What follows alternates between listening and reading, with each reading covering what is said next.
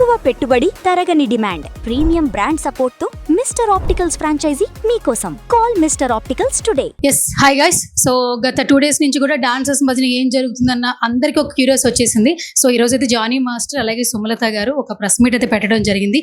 ఏం జరుగుతుందో అంత క్లారిటీ అయితే లేదు. శేఖర్ గారు జానీ మాస్టర్ గొడవలు పడుతున్నారని thumbnails అయితే చూస్తున్నాం. అసలు ఏం జరుగుతుందో ఫెడరేషన్ ప్రెసిడెంట్ గా సుమలత గారిని మనం చూస్తున్నాం కాబట్టి ఆవిడతో మాట్లాడే ప్రయత్నం చేద్దాం. So ma'am, good to see you first of all. నిన్నటి నుంచి చాలా చాలా బాగున్నాను అండ్ ఇలా కలవడం అలా బాగాలేదు యాక్చువల్లీ. నేను హ్యాపీగా ఉన్నా, అలా ఏం లేదు.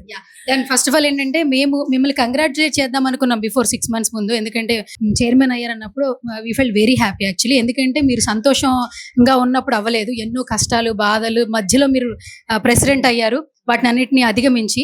సో గత 2 రోజుల నుంచి కూడా సోషల్ మీడియాలో ఏదో జరుగుతుందని వార్తలు అయితే వస్తూ ఉన్నాయి. అసలు డాన్సర్ల మధ్య ఏం జరుగుతుంది? అసలు ఏం లేదండి, డాన్సర్స్ కి రావాల్సిన కష్టం పూర్తి మొత్తంలో డాన్సర్స్ కి రావట్లేదు. అదే ప్రాబ్లం. అంటే మధ్యలో ఇన్ఛార్జ్లు డాన్సర్స్ కి రావాల్సిన పేమెంట్ ఫుల్ పేమెంట్ ఇవ్వకుండా, సపోజ్ ఇప్పుడు 1500 లో వాళ్ళకి ఇచ్చేది 500, 1000 రూపాయలు వీళ్ళు తినేస్తున్నారు. ఎవరి కష్టం ఎవరు తింటున్నారు? ఎండలో కష్టపడేది వాళ్ళకి ఇచ్చేస్తే అయిపోతుంది కదా. అక్కడ ఏంటంటే ఆశ, డబ్బు ఆశ. దానివల్ల మా అసోసియేషన్ లో కొంతమంది, అందరు కాదు కొంతమంది ఇన్ఛార్జ్లు డబ్బులు తింటున్నారు. అవన్నీ మేము బయట పెడుతున్నాం. అవి తెలిసి మా సెక్రటరీ గారు రాజీనామా చేశారు. సో దాంతోనే ప్రాబ్లం స్టార్ట్ అయింది. ఇందాక రాజీనామా చేయలేదని చెప్పి కొంతమంది అక్కడ ఇష్యూ చేయడం జరిగింది. సో మొన్న కూడా గొడవ జరిగింది. సో వారి రాజీనామా లెటర్ ఇది. సో వారి సంతకాలు, సో విత్ ప్రూఫ్స్ ఉన్నాగా ఇంకా రాజీనామా చేయలేదు, మేము ఏదో ఊరికే చేసామని అంటే ఎలా? ఒక అసోసియేషన్ కదా. మీరు ప్రెస్ మీట్ లో కూడా కొంతమంది వ్యక్తులు ఈ ఫెడరేషన్ లో కొన్ని తప్పులు జరిగిన కారణంగా రాజీనామా చేశారు. పేర్లు కూడా చెప్పలేదు, కొంతమంది వ్యక్తులు అని చెప్పి ఈ పట్టుకుని వస్తున్నారు. మీరు మాట్లాడుతున్నప్పుడు అదే టైంలో వాళ్ళు వచ్చేసి ముంబై నుంచి డాన్సర్లు తీసుకొస్తున్నారు, మమ్మల్ని అన్యాయం చేస్తున్నారు అని వాళ్ళు మాట్లాడుతున్నారు. ఇక్కడ చూస్తే విత్ ప్రూఫ్ గా కనిపిస్తా ఉంది. అసలు వీళ్ళు రాజీనామా చేయడానికి అసలు కారణం ఏంటి? ఒక ఫీమేల్ గా ఇక్కడ కె శ్రీనివాసరావు జనరల్ సెక్రటరీ, ఈయన మెయిన్ రీజన్. ఈయనను సపోర్ట్ చేస్తూ వీళ్ళందరూ రాజీనామా చేశారు. ఇతనికి ఎందుకు సపోర్ట్ చేయాలంటున్నా? తప్పు చేసిన వాడని తెలిసినప్పుడు ఆ తప్పుకి వీళ్ళు ఎందుకు మద్దతు తెలుపుతున్నారు? ఇప్పుడు ముగ్గురికి పడట్లేదు అంటే ఏం పడట్లేదు చెప్పండి. చిన్నపిల్లలు మా చాక్లెట్ కోసం కొట్టుకోవడానికి ఫస్ట్ టైం ఒక లేడీ ప్రెసిడెంట్ వచ్చింది. ఇప్పుడు లేడీస్ అంటే ఇంట్లో ఎంత మనం ₹1 కూడా మనం లెక్క చూస్తామో, అలాగా అసోసియేషన్ లో కూడా రూపాయి కూడా మేము చూస్తున్నాం. అదే ప్రాబ్లం. చాలా చూడడం వల్ల ఫ్రాడ్ అనేది బయటపడింది. ఇతనికి మద్దతు తెలుపుతూ వీళ్ళందరూ కూడా సంతకాలు చేశారు. ఇంతకు ముందు మీరు ప్రెస్ మీట్ లో ఒక మాట అన్నారు, ఫెడరేషన్ లో డాన్సర్లందరికీ అందాల్సినటువంటి డబ్బులు వాళ్ళకి అందకపోవడం కారణంగానే నేను బాధ్యతలు తీసుకున్న తర్వాత ఇక్కడ కొంత తప్పు జరుగుతుందని తెలుసుకుని నేను బయట పెట్టానని కారణంగా వీళ్ళందరూ రాజీనామా చేశారంటున్నారు. అటువైపు నుంచి వాళ్ళేమో వాళ్ళు ఓన్ డెసిషన్ తీసేసుకుంటున్నారు అంటున్నారు. తప్పుకి ఓన్ డెసిషన్ కి ఏంటి అసలు అర్థం కాదు? నాకు అర్థం కావట్లేదు. ఏకపక్ష నిర్ణయం అంటే ఏంటి? ఇప్పుడు ఒక తప్పు జరిగింది, ఏం రూల్ ప్రకారం ఉందో అది చేస్తున్నాం. అది వాళ్ళకి అలా అనిపిస్తుంది అది ఏకపక్ష నిర్ణయం అని. ఇప్పుడు నేనైనా తప్పు చేస్తున్నాను, నేను నా తప్పని నేను ఒప్పుకోను కదా. అలానే ఉంది వీళ్ళది. ఏకపక్ష నిర్ణయం వాళ్ళే అంటున్నారు, మిగతా సభ్యులు అనట్లేదే. ఇప్పుడు మరి మెజారిటీ జూన్ 14 రోజు జనరల్ బాడీ జరిగింది. మరి 136 మెంబర్స్ నేను నా ఒక్క నిర్ణయమా? ఎప్పుడు కూడా నా ఒక్క నిర్ణయం అవ్వదు. అది జూన్ 14 రోజు మేము జనరల్ బాడీ పెట్టుకున్నాము.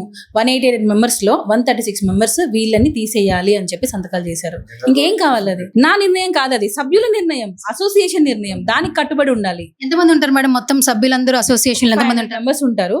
ఆల్మోస్ట్ ఒక 200 మెంబర్స్ బయట ఉంటారు. అంటే ఊర్లో కొంతమంది, ఇక్కడ కొంతమంది సీనియర్స్ ఉంటారు. గర్ల్స్ ఒక 50 మెంబర్స్ ఉంటారు.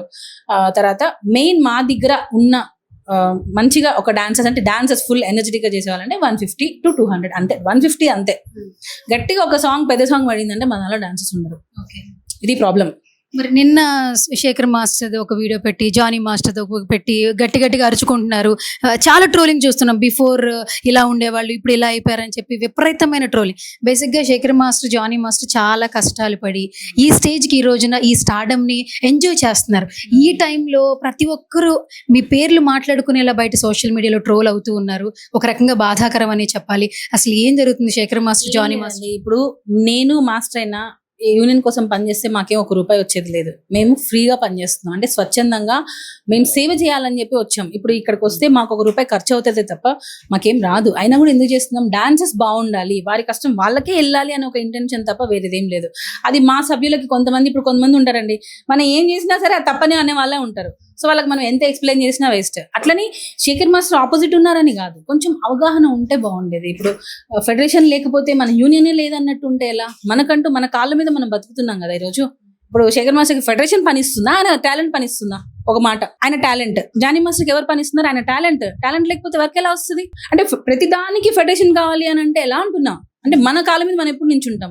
కావాలి మనకి, ఎప్పుడు మన చేతుల మీద నుంచి దాటిపోతుంది ఏదైనా పెద్ద ప్రాబ్లం జరుగుతుంది అంటే ఫస్ట్ మనం కూర్చొని మనం మాట్లాడుకుందాము. సో ఇక్కడ అవగాహన కొంచెం లోపం వల్ల ఇది జరుగుతుంది తప్ప వేరే ఏం లేదు.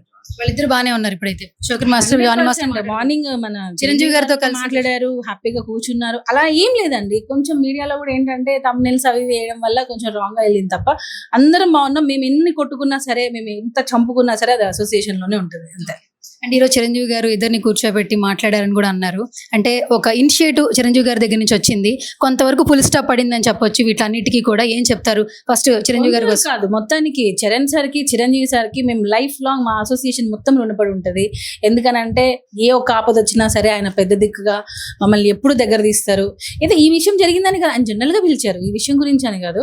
చరణ్ సార్ కూడా డాన్సెస్ అంటే ఆయన ఒక రకంగా చాలా ఇష్టం, డాన్స్ అంటే కూడా. సో ఆయన డాన్సెస్ గురించి 40 lakhs ఇచ్చి ఇన్సూరెన్స్ చేపించాలి అని చెప్పి ఇవ్వడం జరిగింది. అది మేము ఎప్పటికీ లైఫ్ లాంగ్ మర్చిపోలేమండి. మా అసోసియేషన్ మొత్తం ఆయనకి లైఫ్ టైం లోనపడి ఉంటుంది. అండ్ ఇప్పుడు ప్రెస్ మీట్ లో కూడా జానీ మాస్టర్ ఆయనకి పెద్ద టైంలో వచ్చిన రెమ్యునరేషన్ 18 lakhs కూడా వీళ్ళ డాన్సర్స్ కి సంబంధించి వాళ్ళందరికీ కూడా ఇన్సూరెన్స్ కి నేను ఇస్తున్నానని చెప్పి అనౌన్స్ చేశారు. దీన్ని ఏ విధంగా చూడాలంటే, అంటే ఏ కాజ్ కోసం జానీ గారు ఇచ్చారు? ఏ కాజ్ ఏం లేదు, నిస్వార్థంగా చేస్తున్నారు అంతే. ఇప్పుడు 18 lakhs చరణ్ సార్ 40 lakhs ఇచ్చారు. మాస్టర్ ఆయన వంతు ఆయన సహాయం అంతే తప్ప ఏదో ఎక్స్పెక్టేషన్ కాదు. ఇది మా డాన్సెస్ బాగుండాలి, వాళ్ళకి ఏ కష్టం రాకూడదు అంతే. కూడా మా స్టేజ్ నుంచి వచ్చారు, ఆయనకి మా కష్టాలు తెలుసు కాబట్టి కొంచెం మనం మెరుగుపడతారు. మీరు శాలరీ కూడా తీసుకోకుండా జెన్యున్ గా పనిచేస్తున్నారని చెప్తూ ఉన్నారు వీళ్ళందరూ. అసలు తీసుకోవట్లేదు, ఎందుకు తీసుకోవాలి? మా అసోసియేషన్, నేను ఇందులో నుంచే వచ్చాను, నాకు ఎన్నో రోజులు అన్నం పెట్టింది, నేను ఎందుకు తీసుకోవాలి? సో నా వరకు సేవ చేద్దామని చెప్పి వచ్చాను. సో మొత్తానికి ఈ రోజు ప్రెస్ మీట్ తో కొంత అయితే అందరికి ఒక ఇన్ఫర్మేషన్ అయితే తెలుస్తోంది. బట్ ఎవరైతే ఆపోజిట్ ఎవరైతే పెడతారో వాళ్ళతో మళ్ళీ స్టార్ట్ అవుతుంది. ప్లీజ్ దయచేసి తమిళలో పెట్టండి. ఇప్పుడు ఎవరైతే వీళ్ళందరూ బయటికి వెళ్ళిపోయారో మళ్ళీ ఎలక్షన్స్ జరుగుతాయా? వీళ్ళందరూ కూడా మళ్ళీ ఏకపక్షంగా వస్తారా ఏంటి? అసలు మీరు ఏం చెప్తున్నారు? చైర్మన్ రాజీనామాలు చేశారో వాళ్ళ వరకే బై ఎలక్షన్స్ ఉంటాయి 26th రోజు. అంతేనా? ఇక ముందు డాన్సెస్ ఏ విధంగా చూసుకుంటారు? సుమలత గారు ఇచ్చేటువంటి ముందు నుంచి కూడా బాగానే ఇప్పటి నుంచి కూడా చూసుకుంటున్నారు, కానీ ఇప్పటి నుంచి ఫండ్స్ ఎక్కువ వస్తున్నాయి కదండి మీకు. ఇంకా అంటే మీ ఓన్ చేతిలోంచే తీసుకొచ్చి మరి పెడుతున్నారంటే, సో అందరూ కూడా నిన్నటి నుంచి ఏకపక్షంగా నిర్ణయం తీసుకుంటుంది సుమలత ఫెడరేషన్ లో. సో ఆపోజిట్ ప్యానల్ వాళ్ళ మాటలు కూడా వినట్లేదు, ఆమె నిర్ణయాలు ఆమె తీసేసుకుంటుంది, డిస్కషన్ చేయట్లేదు అంటున్నారు. దీన్ని మీరు ఎంతవరకు మాట్లాడారు? మాటికి ఏకపక్ష నిర్ణయం కాదు, సభ్యుల నిర్ణయం. ఎవరైతే తప్పు చేశారో వాళ్ళని శిక్షించాలి అనేది ఏకపక్ష నిర్ణయం ఎలా అవుతుంది? మిమ్మల్ని అడుగుతున్నా. తప్పు చేసిన వారిని శిక్షించాలి, అప్పుడే ఇంకొకరు ఆ తప్పు చేయకుండా ఉంటారు. ఇప్పుడు అమ్మ అన్నాక యూనియన్ లో ఒకరు తప్పు చేస్తారు, ఒకరు ఇది చేస్తారు. ఇప్పుడు ఒక దెబ్బ కొట్టకుండానే నువ్వు లైఫ్ టైం పెంచాలి అని అంటే అవుతుందా? అట్లా నేను అమ్మ అని నేను అనట్లేదు. ఇప్పుడు నేను ఒక యూనియన్ ప్రెసిడెంట్ గా ఉన్నప్పుడు అవినీతి నా కళ్ళ ముందు జరుగుతుంది, మరి నేను దాన్ని అరికట్టాలి కదా. నాకు ఇచ్చింది 2 ఏళ్ళు, నేను ఇప్పుడు మరి డెసిషన్స్ ఫాస్ట్ గా తీసుకోకుండా ఎలా తీసుకోవాలి? ఇంకోటి నా ఒక్క నిర్ణయం కాదు, అది అందరు సభ్యులు కలిసి తీసుకున్న నిర్ణయం. ఇప్పటికీ 3 జనరల్ బాడీలు జరిగాయి, వాళ్ళని ఎక్స్క్యూజ్ చేయడానికి మేము ట్రై చేసాం. బట్ సభ్యులందరూ కూడా వాళ్ళ మీద ఫుల్ యాంటీగా ఉన్నారు. అంటే వాళ్ళు చేసిన తప్పు ఇంకో కొంతమంది చెప్పుకోలేకపోతున్నారు బయటికి. అంటే వాళ్ళు చెప్తే వాళ్ళ పొట్ట మీద కొడతారు, వాళ్ళ వర్క్ చెప్పరు. అంటే నువ్వు మాకు అగైనెస్ట్ గా చెప్పావు, సో నీకు వర్క్ చెప్పనని చెప్పి వర్క్ ఆపేస్తారు. ఆ భయంతో చాలా మంది ముందుకు రావట్లేదు. కానీ డాన్సర్స్ ఎప్పుడు అసోసియేషన్ మంచి గురించే పనిచేస్తారు, అవినీతి చేసే వాళ్ళకి ఎప్పుడు సపోర్ట్ చేయరు. ఇది ఏకపక్ష నిర్ణయం కాదు, టోటల్ జీబీ నిర్ణయం, జనరల్ బాడీ నిర్ణయం. ఇది ఆపోజిట్ నుంచి ఒకటే ఫైనల్ క్వశ్చన్, ఏకపక్షం అంటున్నారు కాబట్టి ఇక్కడ ఏదో ఒక తప్పు జరుగుతుంది అంటున్నారు. ఎంత పెద్ద మొత్తం ఫిగర్ ఏమైనా చెప్పొచ్చా? ఎందుకంటే ఎంత పెద్దలో జరిగితే తప్పితే సుమలత ఈ రేంజ్ లో మాట్లాడదని కూడా మాట్లాడుతూ ఉన్నారు. సో ఏం చెప్తారు? ఇప్పుడు ఇంత ఫిగర్ అనేది, ఇప్పుడు నేను లాస్ట్ ఇయర్ ఎంత ఒక 6 months అయింది వచ్చి, నేను 6 months లోనే దగ్గరగా ఒక తెలిసి 13 lakhs దాకా చూసాను దగ్గరగా. సో ఇప్పుడు అది అవినీత కాదా? ఒక ఇయర్ లో అది కూడా ఏంటి, ఓన్లీ 1 year కి సంబంధించి, అది కూడా ఒక ఫైల్ కి సంబంధించి. అంటే ఒక 4 నెలల మ్యాటర్, 4 నెలల మ్యాటర్ లో ఒక 6 నెలలు వేసుకోండి, దానిలో దగ్గరగా 11 లక్షలు జరిగింది. మేము వచ్చిన తర్వాత దగ్గరగా ఈ ఇన్ఛార్జీల నుంచి తీసుకున్నది కానీ ఇది ఈ 6 months లో అయి ఉంటది. ఇప్పుడు నేను మళ్ళీ చెప్తే మళ్ళీ మా అసోసియేషన్ మెంబర్స్ అయినా మీరు అలా ఎలా చెప్పారని ఒకటి వస్తుంది. చెప్పాను కదా, 6 months లో నేనైతే 11 lakhs అయితే నేను చూసానండి. సుమలత మ్యామ్, సో 6 నెలలు అయింది మీరు ఛార్జ్ తీసుకుని. సో ఇది పక్కన పెడితే ఛార్జ్ తీసుకునే టైంలో చెప్పండి, ఈ 6 months లో మేము చేసే పరిపాలనకి 10 మంది రాజీనామా చేశారు. అంటే అర్థం చేసుకోండి ఇంకెంతమంది రెడీగా ఉన్నారు తెలీదు. ఇప్పుడు నేను ఒక ఆడపిల్లగా వచ్చి, అంటే ఒక లేడీ అధ్యక్షురాలుగా వచ్చిన తర్వాత మేము పనిచేస్తున్న తీరును చూసి, అంటే మా టీం కూడా ఆయన జాయింట్ సెక్రటరీ, ఇంకా ఈసీ మెంబర్స్ కొంతమంది షూట్ లో ఉన్నారు, కింద ఒక ఈసీ మెంబర్ ఉన్నారు. మేము చేసే పనితీరును చూసి మమ్మల్ని తట్టుకోలేక 10 మంది రాజీనామా చేశారు. అంటే మేము కరెక్ట్ గా పని చేస్తున్నాం, మేము గర్వంగా చెప్పుకుంటాం. అండ్ ఫైనల్ గా ఒకే ఒక క్వశ్చన్ మళ్ళీ చెప్తున్నా. సో మీరు ఫస్ట్ అధ్యక్షులు అయిన టైంలో చాలా పీక్, వేరే ప్రతి ఒక్కరు కూడా ముందుకెళ్ళలేని సిచ్యువేషన్, అసలు అవన్నీ అధిగమించి స్ట్రెంగ్త్ తో ముందుకెళ్తూ ఉన్నారు. చాలా మంది డౌన్ అయిపోయేటప్పుడు స్ట్రెంగ్ చేసుకోవడం కష్టం. ఏ సిచ్యువేషన్ అయినా కూడా మీ స్ట్రెంగ్త్ అంటే ఏం చెప్తారు? నా పిల్లలు, వాళ్ళు నాకు చాలా సపోర్ట్ చేశారు. అంతే, ఇప్పుడు ఆ టాపిక్ వదిలేదు. వాళ్ళు నన్ను చాలా బాగా చూసుకున్నారు. నేను బయటికి వెళ్ళినా, ఎప్పుడు వెళ్ళినా చాలా అంటే ధైర్యంగా వాళ్ళే నాకు సపోర్ట్ చేశారు. అంతే. All the best ma'am. Thank you so much. Thank you.